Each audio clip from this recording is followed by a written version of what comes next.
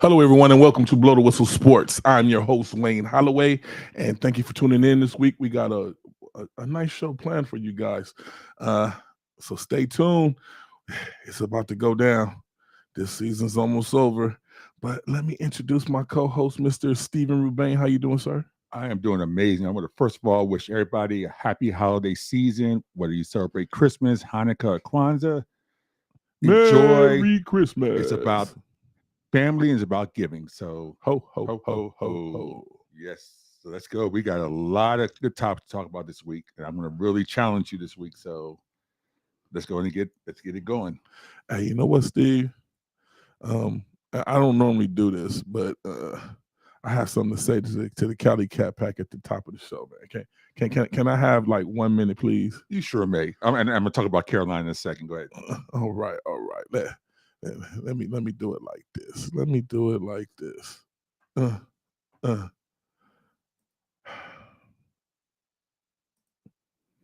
Cali Cat Pack, Roaring Riot, Panther Nation.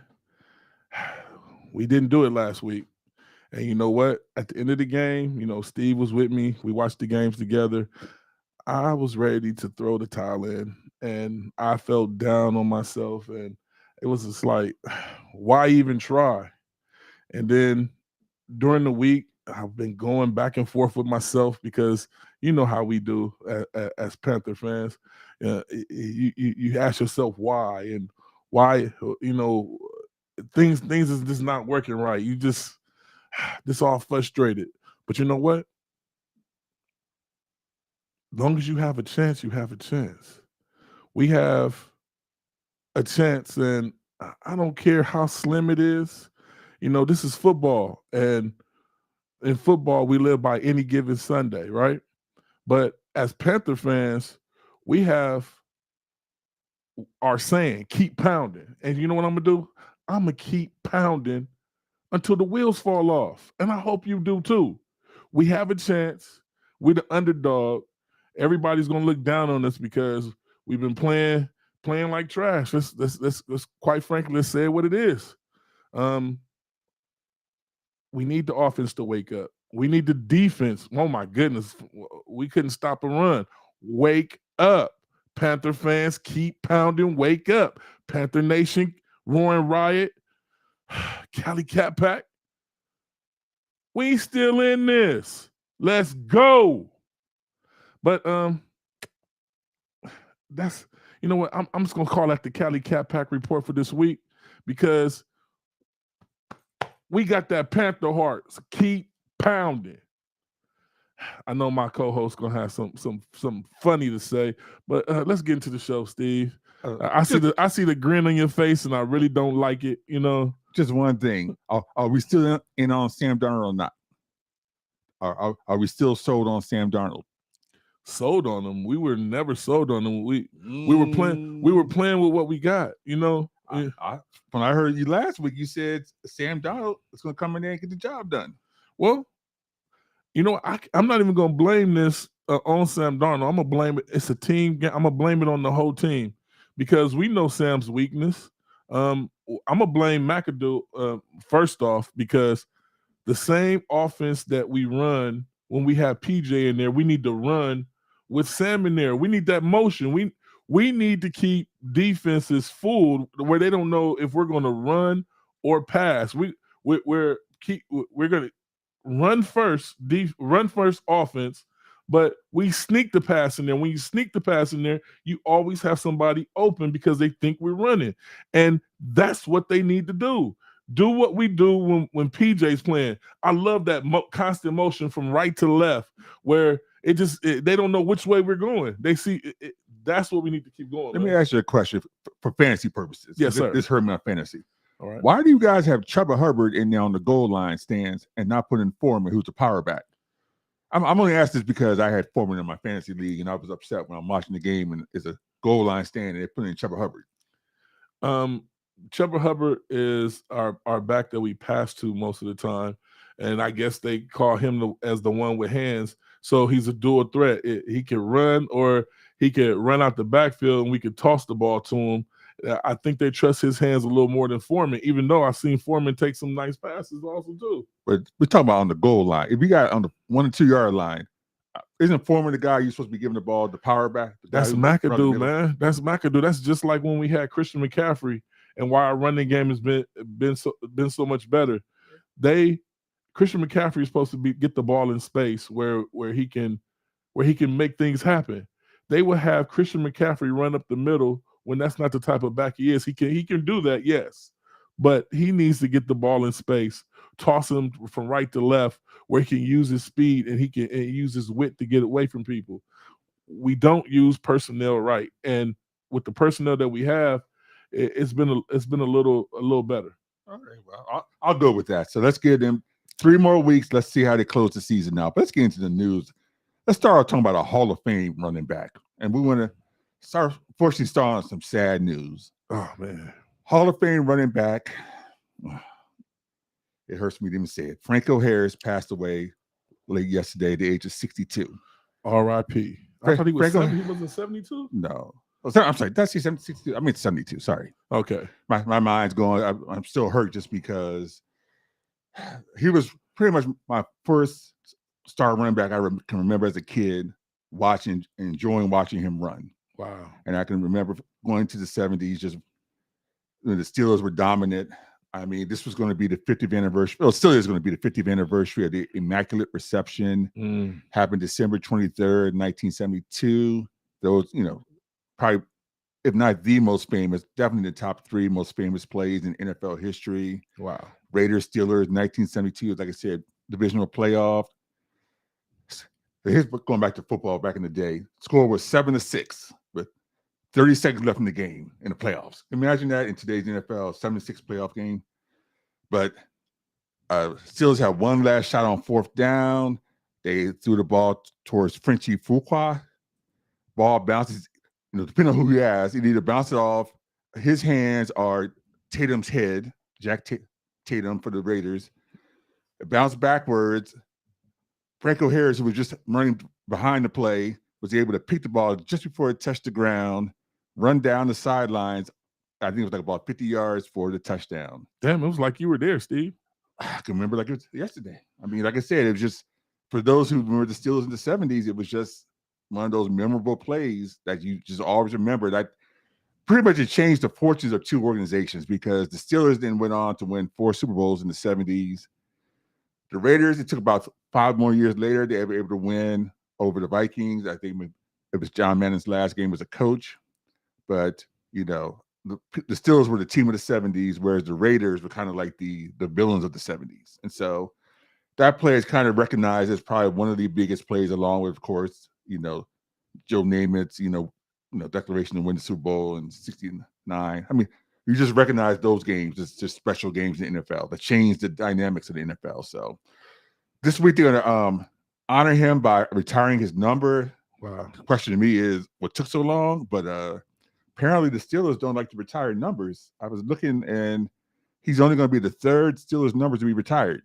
Wow. Some guy I never heard before, Schmidt, and then Mean Joe Green are the only 2 retired numbers. Mean Joe Green. But you just think about all the other guys, famous guys who played on the Steelers, going back to the 70s with Bradshaw, of course, Lynn Swann, Stallworth, and then getting into talking about who's your favorite player, the linebacker you loved for the Steelers? Oh, Polamalu, Hines Ward, Jerome Bettis. None of those guys have their Steelers numbers retired. And so that's quite an honor when you think about it. When you think about some teams that just retire everybody's number. But only have 3 numbers retired in an 80-year history, that's pretty amazing. Well, if you retire a lot of numbers, it's going to be they're going to start using decimal points after a while? Just ask the New York Yankees. The New York Yankees, all their single-digit numbers are retired. I think there's only one now that's still. Wow. So, I mean, they just retire numbers like it's the thing to do. But I guess the Steelers are like, you have to really earn it. From here, from the Blow the Whistle family, we want to wish Franco Harris family all the love and support. Absolutely. That's one hard thing when you lose somebody. Our prayers go out to him, and to all of them. I hope they can get past this. Well, not get past it, but get through it. Yeah, and and I'm pretty sure the Steelers will definitely give him the ceremony he deserves this weekend. So I will definitely, absolutely, positively be watching that game just because. Yellow towels up, huh? Yellow towels up. So I'm going to give them, the Steelers fans, the love they deserve, because they are, whether you like them or hate them, they are a passionate fan base. And so yeah, that's going to get in that respect. What I will say about the Steelers are, they talk a lot of smack, but most of the ones out there are respectable. Yeah. Kind of different from the Raiders and the Cowboys. They talk smack, but they knowledgeable talk smack. They don't just talk smack for the sake of talking smack. They back it up with, this is what we do. This is, it's not just, we're just going to just. It's a difference. It's a different mentality. I respect a fan who's a true fan and stands by the team based on what they do, not just, we're the Raiders, we're the Cowboys, so we're just going to do whatever. So Franco Harris was one of your favorite running backs, huh? Yeah, always has been. Class guy, always respectable. I don't know if you remember the history. Towards the end of his career, he was coming very close to passing Jim Brown's rushing record. Wow. And Jim Brown was so adamant, because for whatever reason, Jim Brown hated Franco Harris, that he was talking about even coming out of retirement just to keep his record. You don't remember that? Yeah, that was a famous... like I said, that's a little past my because my favorite running back back then, Tony Dorsett. Oh, yeah, break my heart. Come on, I still didn't like the word, but the Tony Dorsett was he was a smooth running back, but as back then when I was a Redskin fan, Tony Dorsett is just bad.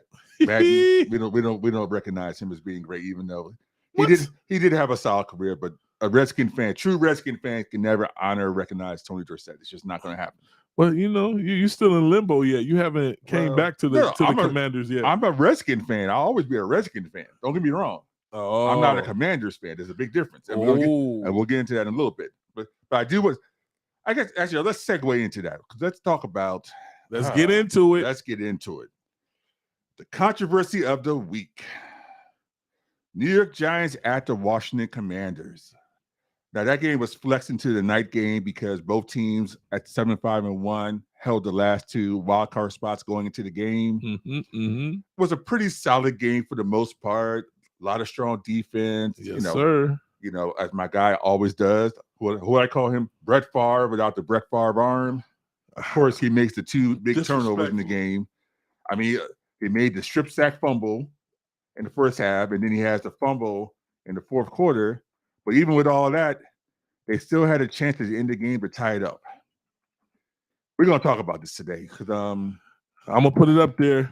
As much as I love the NFL, I think it's time for the NFL to have a reckoning. It's time for the NFL to... I put it up there. You see it, right? I see it. We got to call the NFL out. Is it fixed? Is it fixed? Well, I mean, the question is, and those who watched the game, in the last 40 seconds of the game, the Commanders had the ball first and goal from the 1 yard line. Right. It's upsetting me to even talk about, even though I don't support the Command. On the first play, McLaurin, who's our star wide receiver, he lines up. You can see he's asking the referee, am I lined up correctly? Am I lined up correctly? The referee nods his head and gives him a nod as if yes. When they start to play, he calls a flag. Was it the same referee that threw the flag? Yes. The same referee that told him that he was lined up correctly threw the flag for illegal illegal formation. Bottom line is, we don't know who. I can't say for sure it was the same referee, but the bottom line is that the referee in a situation like that, he should have backed him up. They should have backed him up. They should have called a no call. Robinson runs in for the 1 yard touchdown. He gets called off because of the penalty. Well, I was kind of happy because in fantasy football, that would have put a damper on my situation. Well, I had Brian Robinson on my football team. But beyond that, the bottom line is that if an official either is going to be honest with a player or not honest with him, if he's not lined up correctly, tell him he's not lined up. If he isn't lined up, tell him he is. A lot of players do that. They point and they ask. Yeah, they point and ask. I mean, that should be how the game is played. In a competitive sport, you should be able to go to a referee and ask them questions throughout the game. I mean, that's not beyond the realm of competitiveness, is to make sure you're doing something right. Yes, sir. So but that's not even the most egregious penalty of that series. On 4th down and 1, Are you talking about the pass interference? The pass interference. Are you talking about when the man was draped all over his back? Well, I'm not a fan of neither one of these teams, but I love football so much that you got to keep the integrity in the game. I mean, that's a mugging in any New York City subway any day of the week. What he did to him. I mean, and to sit there and not call it at all, not call anything. You got 6 guys watching the play, 5 guys, and no one calls anything. But I'm going to get to what really irritates me about the situation beyond just that. And that is that when something like that happens, there's nothing a coach can do to challenge it at all. And that's going to get into the argument of the true competitiveness of the NFL. Is it fixed? Is it fixed? Because if you're going to sit here and say, okay, we're going to, in the last 2 minutes, we're going to call upstairs to challenge, are your feet in? The challenge. Upstairs should have called down to the field and said no. But the NFL has it where no penalties can be challenged. And that's the question. If you say no penalties can be challenged, then why are officials being challenged for things like, are the feet in bounds? Was it, did he catch the ball before stepping out? Was it, going across the middle, targeting? I mean, you have all these other penalties that they can go ahead and challenge, but you can't challenge pass interference? Well, I've always said, Steve, that this game is so intricate, but we have the technology to make this game where it could be nearly flawless. They don't want to make it nearly flawless, so I have to go back to, is it fixed, Steve? Well, that's going to be my question. Now, are you a pro wrestling fan? Did you grow up watching pro wrestling? Hey, I'm a diehard pro wrestling fan. Okay. Now, those who don't know the history in pro wrestling, throughout much of the 70s, going into the 80s, there was always that question. Now, I grew up, of course, believing that wrestling was real. I did too. I was about to say that. Yeah. I was scared to say it because I don't want to be looked at. Yeah, I mean, when I was a kid, you thought guys were actually wrestling each other. The hits were real, and that guys, won or lost based on their talent. Yes, sir. Now, as we know, they are extremely talented people, but at some point, wrestling was forced to come out and acknowledge that. And throughout the 80s, there were a couple controversial situations, like Geraldo's probably the most famous one when he got clocked by the wrestler. But in 1989, McMahon had to come out and officially say that wrestling is not a sport, but it's sports entertainment. And what that means is that everything is scripted. It's kind of shaped. Why were they forced to do that? Because, very good question. Because of what's called, if you're going to have a sport, then it has to be regulated. Right. He did not want wrestling to be regulated. He wanted to be able to regulate it himself. And so for that reason, then they had to come up with what's called sports entertainment. And under sports entertainment, it's essentially basically like making a TV show or making a movie. You script it, you shape up that, build the characters up, you shape how the characters are determined, and you predetermine the matches. So then that way I can't bet on Hulk Hogan to beat Andre the Giant, and then when Andre the Giant wins, sit there and say, "Hey, I was robbed." It was no. You understand ahead of time. You know that they've already determined who's going to win, and so that's why you don't see gambling in pro wrestling, even in the bigger matches, right? Because of that. Now let's get to the NFL.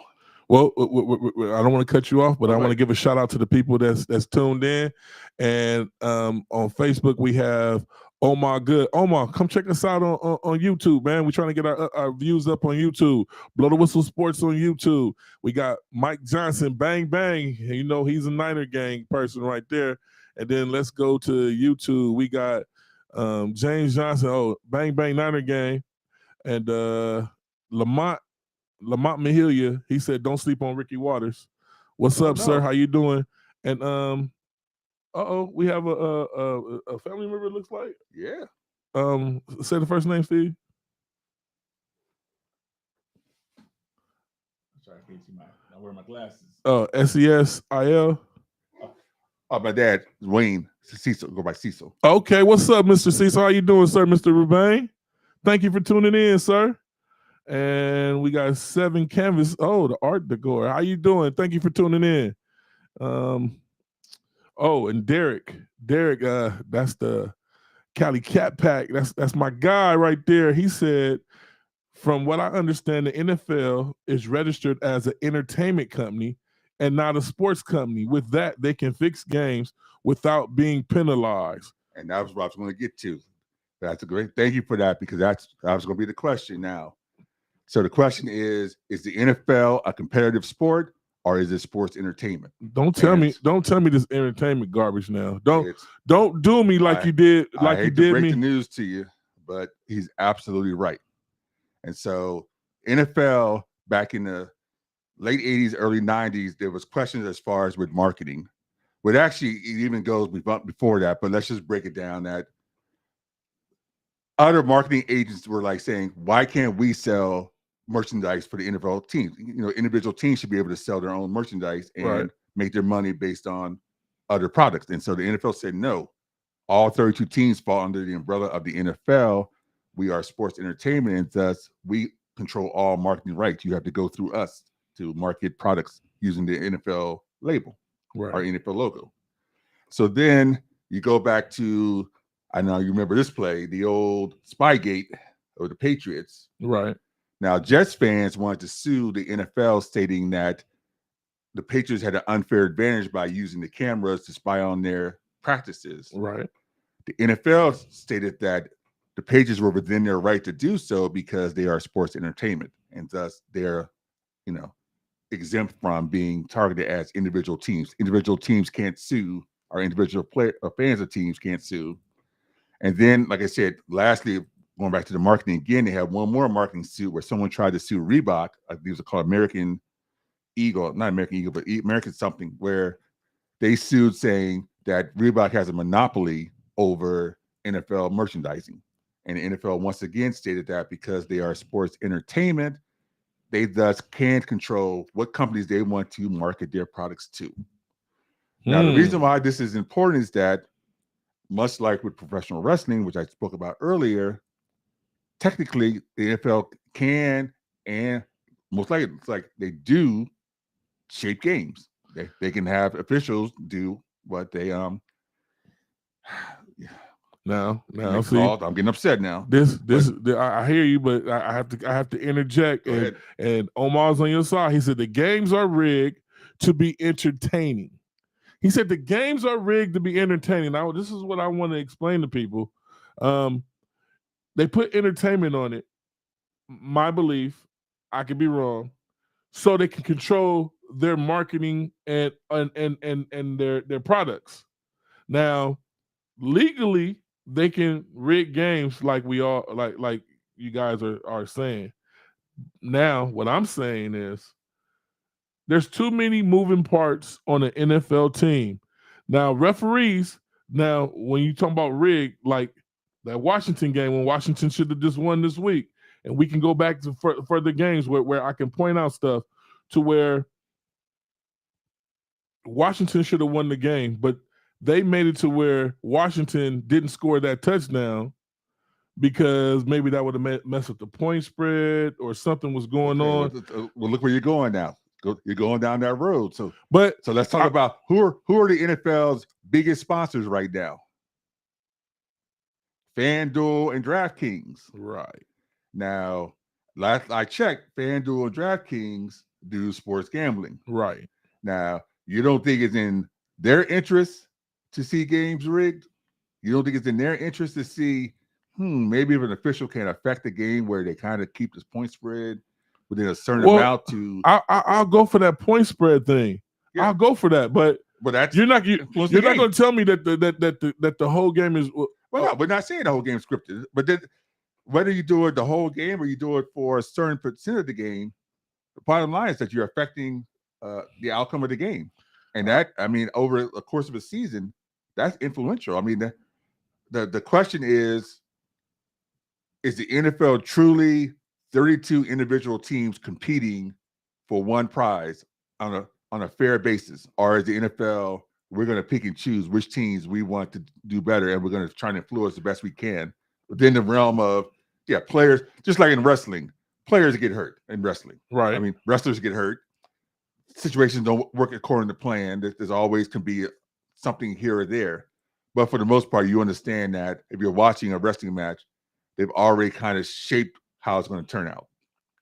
The question now we're asking with football, and I'm going to tie the NBA to this, because you guys remember about 15, 20 years ago, there was a referee, Donahue, who came out and talked about the fixing with referees in the NBA, and that there was questionable, pointing out particular games and situations. Right.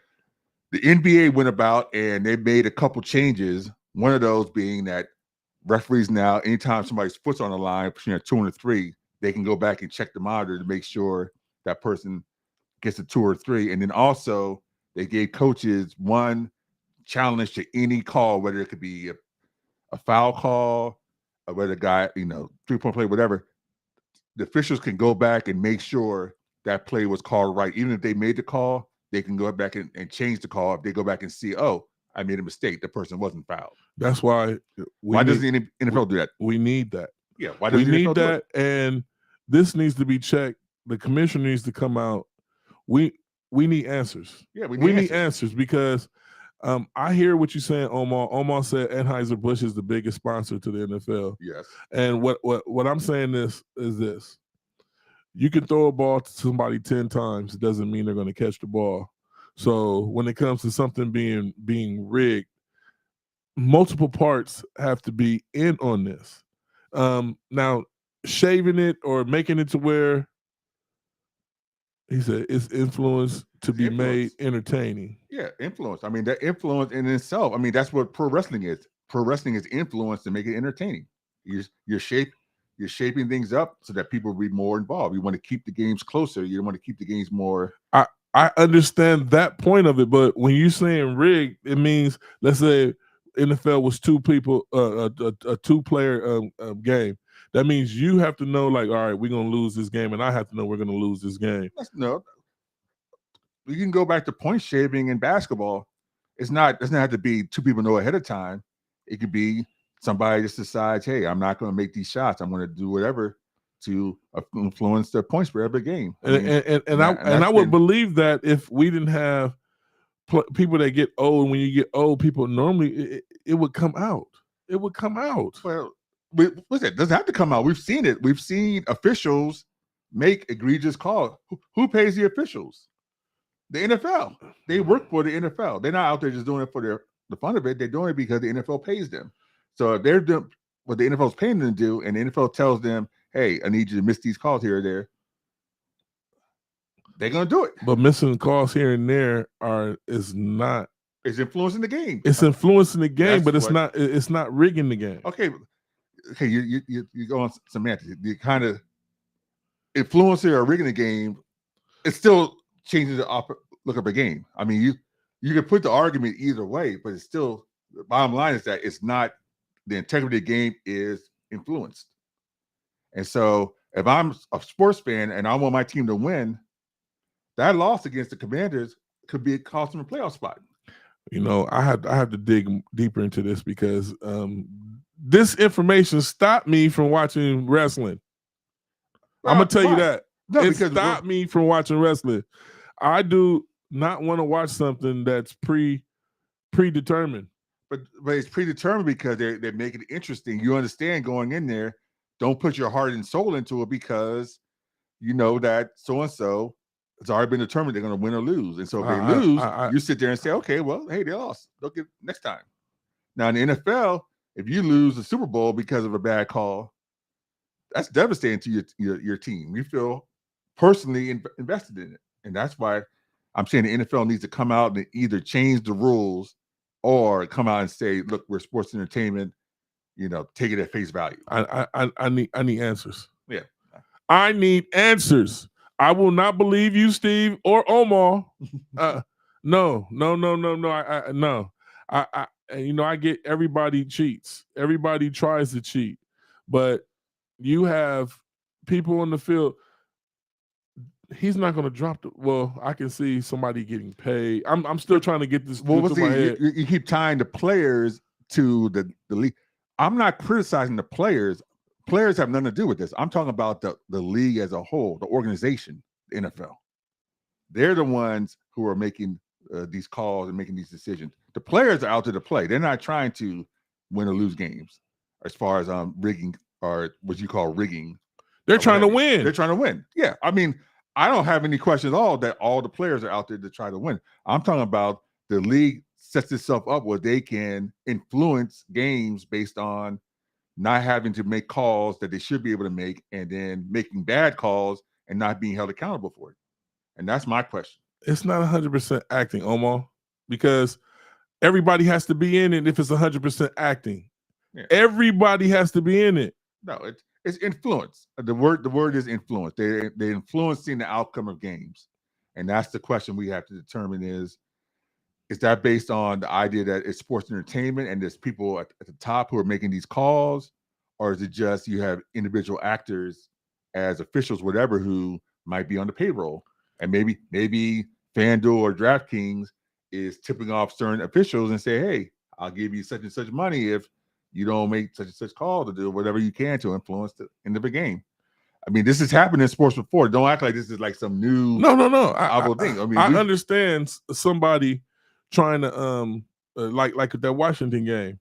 You can see at the end, and it was so obvious that is ridiculous. Right. And that's the question is, was it just, oh my God, we just all missed the call? Or was there something more nefarious? I mean, it's okay for you to miss a call, but when you can see it blatantly on the replay, that needs to be able to be reversed. And that's the question. Why does the NFL not change that? Because the NBA did it quite a few years ago, and it's worked well for the NBA. Why does the NFL still hold on to this so-called quote-unquote integrity that we need to give the officials the integrity to make calls? But if their feet are out of bounds and the referee missed it, we can change those. This if the ball is not caught off the ground, we can go back and change that. This is breaking my heart. I'm not going for it. Okay, well, do some research. There's something to think about. Hey, I'm looking into it because I saw bad calls on the 49ers last year. We saw the bad call. That's what I'm saying. With the Saints that year when the Saints should have won. Okay, but you're reinforcing the point. Then you're saying we're seeing numerous bad calls. I'm saying, why does the NFL not want to change it?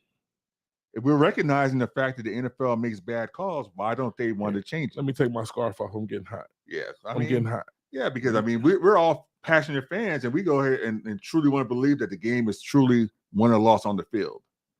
And now there's question to say, is it truly won or lost? Now I got you. Go ahead. Omar, that's a lie. The players are not told not to make certain tackles. See, now you're going too far. See, that's what I'm talking about when you players are not told to make make tackles. But once again, the fact that there's scrutiny, but we don't know for sure. Why does the NFL not clear this up? Because that opens up the Pandora box to all types of allegations or accusations. I mean, like I said, go back to Spygate. I mean, this is where we're going back. The NFL washed their hands of it and pretty much, tapped Belichick on the shoulder and said, "Oh, well, that's okay." How long was Belichick doing it before? And why did the NFL not give him a harsher penalty? I mean, Pete Rose has been abolished from the baseball for 40 years for gambling on sports that he didn't supposedly be gambling on baseball. And he's been banished for 40 years. We know Belichick sent people with cameras to spy on the other team's practices and then denied it. So, I mean. You know what's funny about that? And you know how you when I said certain things, you were like, and this goes out to Omar. You and Omar are on this rig thing. Belichick sent somebody with cameras to go watch somebody practice. Yes, right? Correct. Now, if it's fixed, why would they need to go do that? Okay, you keep sticking on this fixed thing. You can't let the fix. I'm not saying game is fixed. If it's fixed, a team wouldn't have to send somebody to go cheat and watch other people plays. You keep saying fixed. I'm not saying the games are fixed. Oh, my bad. Omar said it was 100%. Okay, but Omar went so far to say the players missed tackles on purpose. Okay. Crazy. But once again, like I said, I'm going off of what I've seen as far as with the league, as far as with calls, as far as how the league is set up and making calls and not making calls. That's my question. I'm with you. Whether or not, I don't think any sport is 100%. I don't even think pro wrestling is 100%. I think things happen in pro wrestling. They ad lib, they change things around. It's not completely 100% play by the rules. People do things they're not supposed to do. They say things they're not supposed to say, even in pro wrestling. So it's not 100% fixed. I get that. But I do want to talk. We can go on this all day. I'm gonna watch these next 3 weeks. Let's move on, because, like I said, I have to do more. We're gonna bring this topic back up. We're gonna discuss this because this is gonna be an ongoing thing. Because you're not about to take my sport, and Mr. Goodell, we're gonna have to have a talk. They're gonna have to make a change, and it's going into next season. And going to that, I'm gonna bounce around, tying to the World Cup. Let's go back to the news. The World Cup. I know, that's why I went back to the news. World Cup. So who was right, Steve? Who picked the winner of the World Cup? Tell them. Before I acknowledge you on that, I want to talk about, this is probably the most exciting World Cup final in the history of the World Cup. I will give Patrick credit. He did pick Argentina over France. I'll give him that credit. That still being said, though, in World Cup, they use what's called penalty kicks.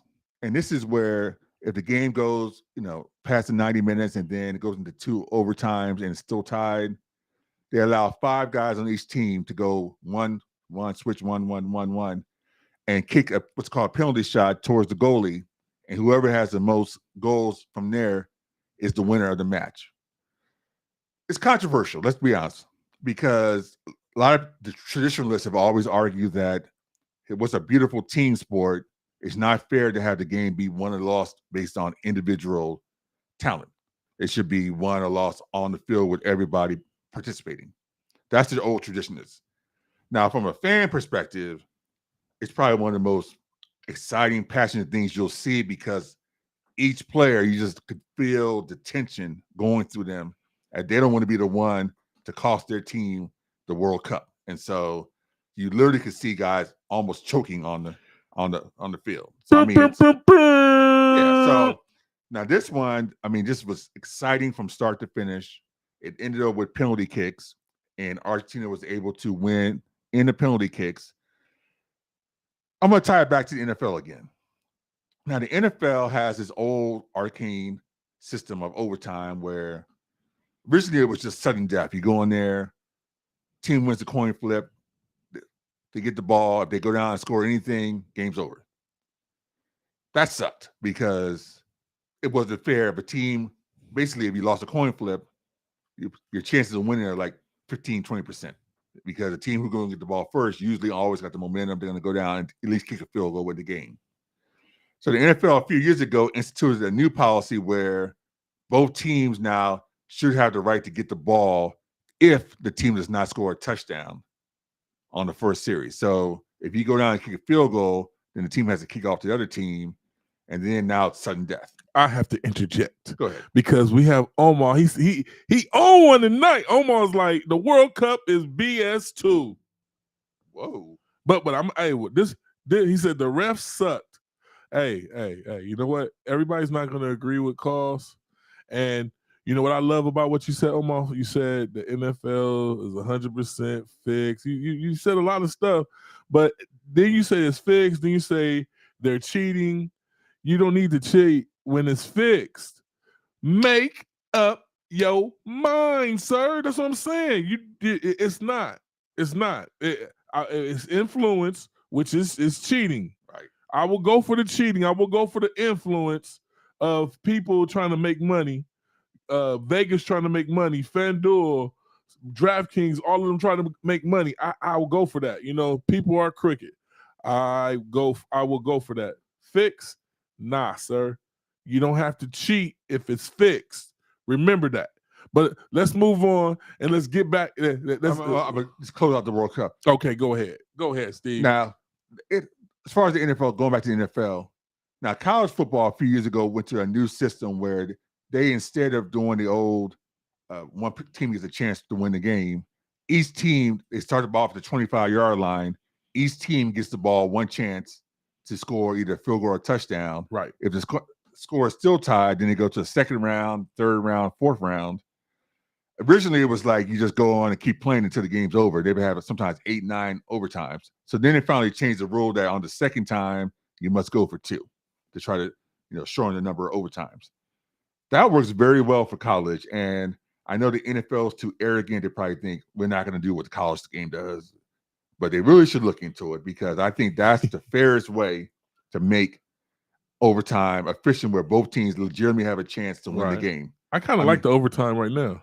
No, I don't, because if you get a coin flip, you can just run down. Anything can happen to get you a touchdown and win the game. The other team has no chance to have a chance to score. Omar said, tell him not to try and make a connection with FIFA and the NFL. There's an absolute connection. This is an argument: soccer or football. Whether you're a soccer fan or not, or football fan, those are the 2 biggest sports in the world. No question. I mean, did anybody question that soccer and football are the 2 biggest team sports? Do you have any question to that? No. All right. So you have to acknowledge the 2 because they're 2 huge spectacles where people are truly passionate about who wins or loses. And so, going on to a different subject, going back to kind of another sad subject. Well, you know what? Mm-hmm. On a brighter note, let's get the weekly standings out for the office football pool contest. Office football pool contest. This guy shot 33. I think on a brighter note, you want to interrupt the news to speak about us losing? You know what? I had to interrupt because you and Omar put me on one about my game. You can't handle the truth. No, I can't. Because it's not the truth. Well, go ahead with your picks before I get to Ronnie Hillman. Some important information. Are you upset because I beat you too? I don't want to talk about the picks, but you want to bring it up, so go ahead. Hey, it's our contest, and this was the final week. We're gonna you can talk about it at the end. We're gonna give the prizes out next week. Because honestly, I didn't add these up. Did you add them up, Steve? No, I didn't add them up. Once I saw I was losing, I had no interest. I had no interest in football. I was football pool. Well, this week after that Commanders game, I was done. Shot 33 did the thing with the 14-2, man. He only got 2 wrong. 2 wrong. Steve, you got 5 wrong. Maybe he was in I wouldn't have 5 wrong if the Commanders would have won. They were looking like they were going to win before the ref stepped in. Shot 33 must be in on the fix. So he know he be picking these teams that shouldn't win. That might be the trait. So congratulations. He must be part of the situation. Should we pretty much give him the yearly title? I mean he's 7 games up on us. Do you think we have any chance of? Man, we got how many games left? 3 weeks. I'll catch him. Okay. I'll catch him in 3 weeks. Okay. I'll catch him, Steve. All right. I'm going to take some chances, Steve. Oh, well, you take some chances. You've been taking chances all year, and that's been a killer. Well, no. Know what? Because I'm not going to take chances because if we keep going the way it is, the weekly standings, but let's look at the whole standings for the season, only one person will be winning. Yeah. Jay Wizzle is trying. He's on our heels. Yeah. He's on our heels. And if I take chances, he can shoot up where we got to give away 2 gift cards, exactly. So keep it going. Keep pushing.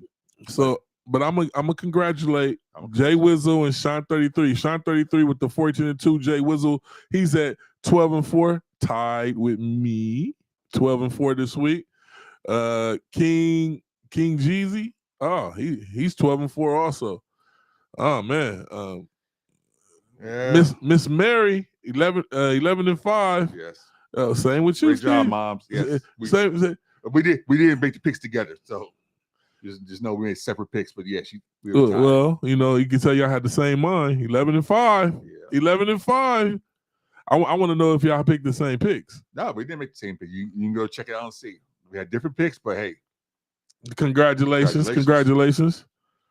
Let me get back to a sad note. I had to keep on the sad note. Back to the news. Ronnie Hillman, for those who aren't familiar with him, he was the running back on the Denver Broncos the year they last won the Super Bowl. He along with C.J. Anderson were the 1-2 combination and running backs on that championship team with Peyton Manning. He now, at the age of 31, is in hospice care. Wow. For cancer, yes.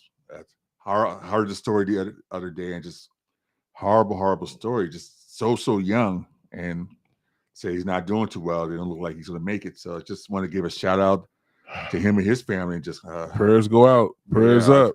I had him on my fantasy team that year. I don't want to tie it to that, but just wow, he was a really solid, strong running back, and just you just never know when the time comes, and we got to that strong body, destroy man. that cancer. I mean, the cancer don't matter how athletic you are, how strong, how tall, short, whatever. I hate cancer, boy. Yes. So I just wanted to give a shout out to him and acknowledge him. Let's go and finish up this news. Oh man, let's get into some quarterbacks. Colt McCoy is out this week. Yes, bring it up. So who's starting for Colt McCoy? Trace McSorley, Penn State's finest. This guy, he looked great in college. He just never had this shot in the NFL. Never panned out. So I guess should we just automatically assume the Cardinals going to lose that game? Is it a guarantee now? We can. Who they playing? Well, you know what? Let's get to that later. Well, okay, let's just talk about we got another quarterback out too. Nick Foles. Remember that guy? Yeah. Remember Nick Isn't that Foles? the guy that won? They took the Eagles all the way. Yeah, Nick Foles took the Eagles all the way. And now he's been tossed around like a rag doll. Yeah, he's been tossed around like a rag doll, but somehow he found his way to the Colts this season. The Colts. And the Matt Ryan experience, I guess, has finally been ended. Oh. None too soon. Now, how can you have a Nick Foles on your bench all year, and you've been bouncing Matt Ryan in and out? Nick Foles hasn't started all this year? Not once. Now, I don't think he's been in for a play this year. I might be wrong. He may have been in for a couple of plays, but he has not started one game this year. They finally decided, I guess, 3 games left in the season. Maybe we should try to go with the Super Bowl winning quarterback. Disrespect. I mean, unless I'm missing something.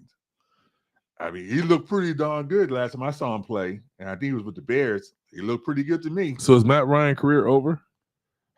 Great question. I think Matt Ryan is one of those guys. He's a career guy. I think he'll be a backup somewhere next year. I think they're going to have to drag him off the field. I think he's good enough to back up somebody. So, okay. I don't think he'll be in Atlanta, but he'll be somewhere. What's up with Odell Beckham? Well, I guess this has been the biggest rumor, non-rumor. Apparently, Jerry Jones came out and said he's going to be playing for the Cowboys. Wait. Are you sure? Well, I mean, like I said, rumor, not rumor. I mean, this is what Jerry Jones came out and supposedly said. Let me hear it. I mean, I didn't hear it, but that's what I heard on the news. Well, I heard Odell Beckham. He alluded to him and Saquon had some unfinished business, like the Giants, like he was going to see a resurgence in the Giants. Yeah, but I think he did that probably leverage against the Cowboys, just to play with them, say, hey, you're going to need to pay me. Because remember, Odell Beckham is a businessman first. And let's remember, this is the same guy who said, I don't think I need to play the regular season anymore. I just I'm good for 4 weeks in the playoffs. My body don't need to be out there in the regular season when the games don't matter. Now, so only team I can see who would want somebody like that is the Cowboys. Now, what I've been hearing was the Cowboys or the Bills, that he's been going back and forth between those two teams. That he was thinking he might want to try the Josh Allen experiment just because of how Josh Allen plays. That would be ridiculous with Diggs. Yeah. Oh my goodness! You put those two, and then have Cole Beasley now in the slot. Yeah, I mean they would have to be the favorites. It'd be wasted going to the Cowboys. I'm gonna tell you that much. Well, wasted. Yep. Because Dak Prescott is he the truth or what, Steve? I still question marks. Some questions. I mean, I got to see him in the playoffs get the job done before I can buy into him. To me, and we're going to talk about Pro Bowl rosters in a few minutes. To me, it's what you do in the playoffs that determine being the truth. There are a lot of guys who do well in the regular season, but when the games count, when the games matter, where are you? Omar said, put some respect on Matty Ice's name, fella. What? He said, Matt Ryan is a future Hall of Famer. Okay. First of all, did I never say he wasn't a Hall of Famer? I said at this point in his career, he's going to be a backup. What team? Name me. Okay, Mr. Omar, name me what team wants to go into the season next year with Matt Ryan as their starter. If you can name me the team that will commit to Matt Ryan as your starter, then I'll commend you on that. Name me one team right now that's going to be looking at, man, I need to start Matt Ryan as my starting quarterback. I haven't seen Omar say nothing. Exactly. Let's finish this up because all right, yeah, because we got to get to the picks, Steve. We got to get to the picks. Got to get to the picks. Let's see. What else should we talk about? We talked about so much. We've been bouncing around. We've been bouncing around. Well, college recruiting. I'm going to give a shout out to well, guys I used to work with. I don't know, Samoan Dave. He used to do security back in the day. Right. He has two of his sons who are two of the most famous, recognized college football players. One's in senior in high school. The other one, DJ, played for Clemson. He was a quarterback for Clemson. Shout out their names. Yeah, DJ Ugalele. I'm sorry I'm pronouncing your name wrong. I should know the last name. But DJ is transferring from Clemson, and the rumors now they talked about Oregon, maybe USC. Okay. Now talk about maybe might end up in Hawaii, which might be an interesting move for him because then he could be the main guy on the team, kind of get the Hawaii feel for it, and kind of could still maybe even make it to a bowl game. Dun, dun, dun, dun. So, yeah, I mean, I've always thought I want to go to college in Hawaii. I mean, that'd be a place I want to go. Speaking of college, Blow the Whistle Sports, we got some exciting stuff coming up, people. We want you to keep tuning in. Yes. We want you to keep tuning in because we got some exciting stuff coming up. I don't want to mention it yet, but it's coming to y'all. We're going to bring it live. Absolutely. But then his younger brother, Mateo, who is at high school senior, played for St. John's Bosco, the number one team in the country this year. Mateo. He is a defensive end edge rusher who was the number 2 edge rusher in all of high school sports this last year. He decided today to choose Oregon over USC and Ohio State. Ooh, congratulations. Move, yes. And so Oregon now is looking to be prime for next year. They've made some moves that will probably end up having them start in the top 5 going into the college football season. So I'm really excited to see with this NIL deals and the way the transfer thing is going, Deion Sanders has been crazy as far as getting these guys to go to Colorado now. Right. It's just going to be insane to see what's going to happen next college season. Well, Steve, we kind of pressed for time, Let's do it. We got more stuff we want to bring to you because we got so much stuff. So much stuff. We can just talk. Man. We can go and go. We love football, so we can go and go. But we do got 16 games to pick, so you want please like, subscribe, and share. Tell a friend. We want you to subscribe to our YouTube channel. We thank you all for all the support. Cali Cat Pack, Roaring Riot, Panther Nation. Holla at your boy. Man, I love all the love and support. Thank you, Derek, for always being having our back, man. Speaking of Carolina, I'm going to go back to visit the family this weekend, so I'm flying into Carolina on Saturday. Steve. So I told him, I said, I love you guys because I'm leaving nice and 80s Los Angeles next week to go to, it's supposed to be in the 30s and 20s with lows in the teens. You know what they say, Steve, right? Nothing could be finer but to be in Carolina. Not in the winter morning. Not in the wintertime. I'll take it maybe in the summer, but not in the winter. But you can bring me back some Bojangles. Yes. Oh, man. Bojangles, you better believe it. Bring me back some, Steve. Hey, man, I wish I could. I'm going to bring me back some hot. Bring me back some hot Bojangles. Yes, Bojangles. People don't know. Bojangles is the shiznits in the South. So, yeah. So that being said, let's get to some picks. Let's do these picks.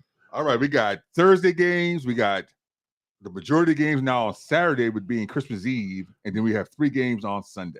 Man, they got a lot of games on Saturday. Yeah, because with Christmas Eve, they decided to move the games there so that way they don't interfere with the NBA has that, montage of games on Christmas Day. So I think the NFL was like, we'll give the NBA their day. Let's go ahead and usually they don't have any games on Christmas Day. This is new for them to do 3 games on Christmas Day. So this little setup is a trip. Yeah, it's unique. And so let's get to that first game. So all these games are on Saturday. Yeah, all the games on Saturday because they don't want to interfere with the NBA. So we're only gonna have 3 games on Sunday? Just 3 games. Yep. Oh man, I gotta get to the bookie fast. You know it. All right, first game, Jaguars at the Jets. Oh well, apparently, who's starting for the quarterback for the Jets? Do we know? Where's Waldo? Is it Zach Wilson again? Is it going to be Mike White? Too many question marks. I'm going with the hotter team right now, which is Jacksonville Jaguars. And I'm going to follow you, Steve. I'm going to go with the Jets. All right. Let's get to Saturday. Falcons go into Baltimore to play the Ravens. Well, as we found out, we didn't bring him up. What's his name? Left the team. The quarterback for the Ravens, for the Falcons. I'm sorry. Oh yeah. So I can't go with the Falcons. There's no way. I'm taking the Ravens all the way. Yep. Ravens. All right. Next game. Lions at the Carolina. Well, you know where I'm going with. I'm going with the hottest team in professional football right now, the Detroit Lions. But we already know what your pick is, so we're not waste our time even saying it. Let's talk about the Pro Bowl rosters. Wait a minute. You're not going to glance over me making my pick? You already did your Cali Capac segment. We went through all that sorrow and sobbing and how you know I'm going to pick Carolina? I might not pick Carolina. Ooh. I might not pick. I'm thinking right now. Okay, what do you think about it? Who'd you pick? Okay, who'd you pick? I picked the Lions, of course. The hottest team in football. You picked the Lions. And while he's thinking about it real quick, let me just go on to the Pro Bowl rosters real short. I'm not going too much of it. Jared Goff, who's having probably his best season by far. It's not his best. He was snubbed on the Pro Bowl for Kirk Cousins. I'm getting disgusted with it. I mean, I know you guys have taken away the Pro Bowl game as being actually a real game. Now it's flag football. But give Jared Goff his due respect. Come on now. He should be on the team. Jared Goff is having a much better season than Kirk Cousins. Jared Goff is in the top 6 as far as quarterback rating. Kirk Cousins is 19th. Well, see, Steve, I don't think they're gonna listen to you because they know you got to think against Kirk Cousins. You've had this thing with Kirk Cousins. Has anybody watched the games?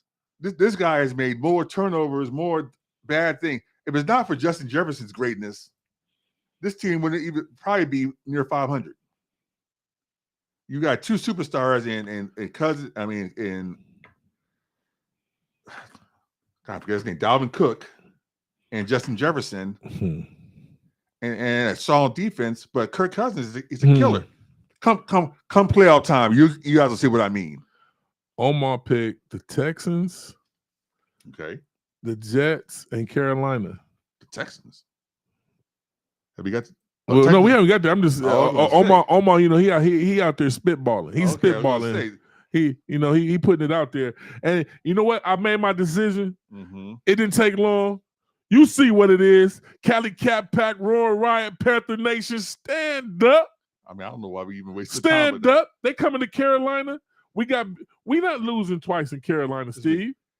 You'd probably be close to first place now. If you didn't take Carolina every week, you'd be in the Auburn's football pool. You'd probably be close to first place. Steve, don't throw rocks at me.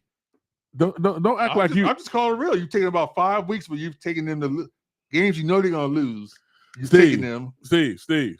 I'm gonna need you to relax a little bit, okay? I'm just telling you. Carolina, you took the Lions. All right. The Bills at the Bears. You talking about my team? I mean, is that even a question? Oh, Bills all the way. Okay. Saints at the Browns. I'm taking the Browns. Yeah, I got the Browns too. It's time for them to. Seahawks go into KC. Oh, that's KC all the way. Hey, Patrick Mahomes, Kelsey. This is playoff week where next week is the money week. Hey, check this out. I need a huge game to bury everybody that I'm playing. All right, Mr. Mahomes. Thank you very much, sir. I'm taking KC. Who you taking, Steve? I mean, of course, KC. Come on. The Giants go into the Vikings. I'm not going against Kirk Cousins. I am. I'm taking the Giants. See, you talk about okay. Bengals at the Patriots. I'm taking the Bengals. Ooh, Bengals at the Patriots. Patriots have been playing much better football. I did a weather report. Is it gonna be snowy and cold in the Patriots? I'm gonna go with the Bengals. Yeah, you did all that. You knew you were going with the Bengals. TNT. We didn't even talk about the second. I mean, the Commanders game was so horrible. We didn't talk about the second worst player in the NFL, the Patriots Raider game. Oh man, Bill Belichick. Okay, give me the camera. Okay. Bill Belichick, it's time for you to retire. You could have walked away when Tom Brady walked away and had a legacy of being the greatest coach of all time. He's still the greatest. How can you be the greatest coach when the last play of the game, you're going to pull some Stanford band, throw the ball 30 yards back? The game's tied. Go to overtime, take your chances. That play never works. Done. I'm done. And I don't think Belichick called the play. I think the players just tried to do something. If Belichick didn't call the play, then he would be on the field going irate over somebody. He would have gone on the field and tackled somebody if that wasn't the play he called. And he's still the best coach in football. Well, don't try to taint him because of one funky play, Steve. One funky play. TNT, Texans at the Titans. Titans. I'm taking the Titans too.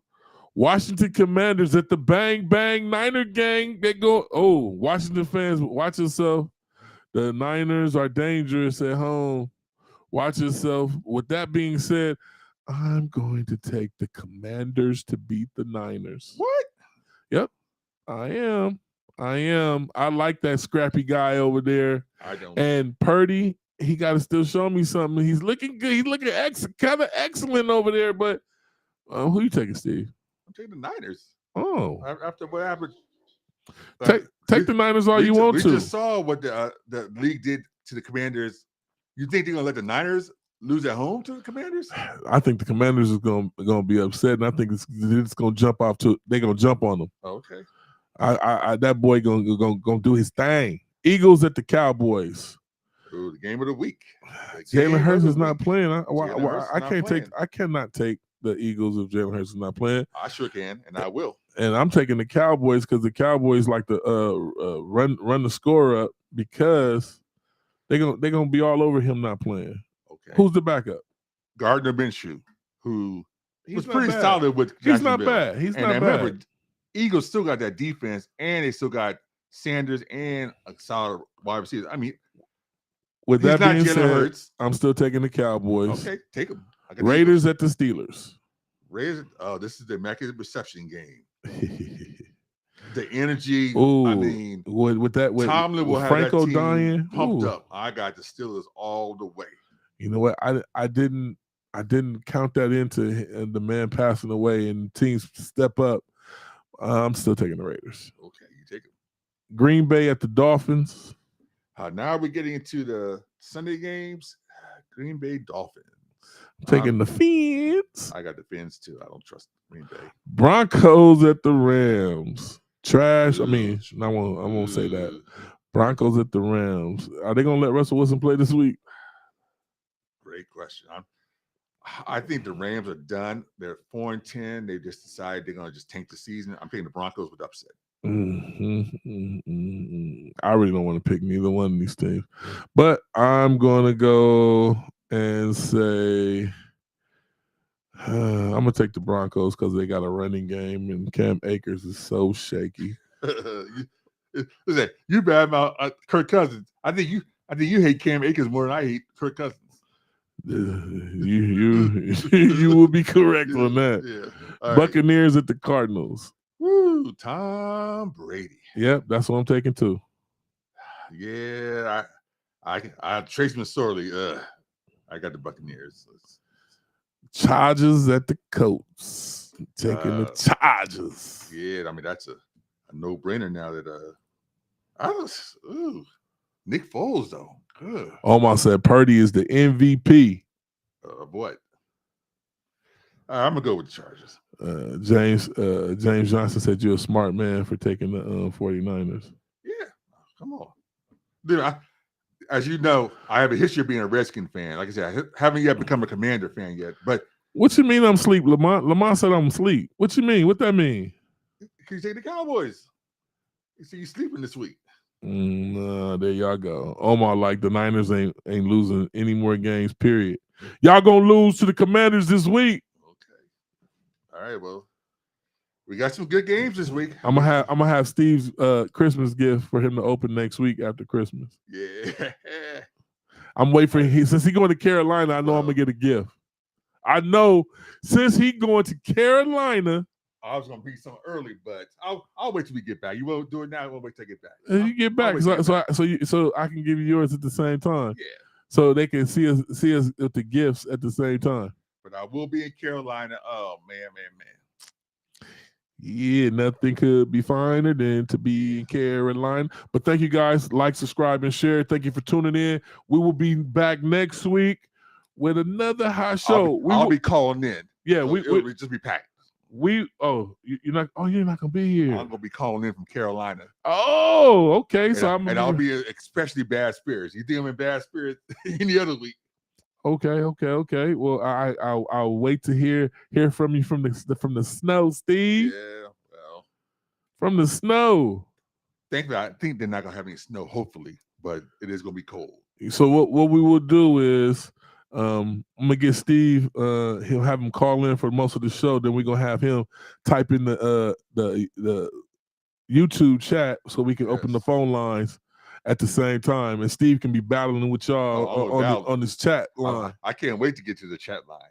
I got a bunch here. A whole lot of what people have to say. And I will be announcing the winners that we didn't announce this week. Yes. Thank you guys, and we will see y'all next week. All right, guys. Next week. Same time. Holla at your boys. Peace out. Peace. Later.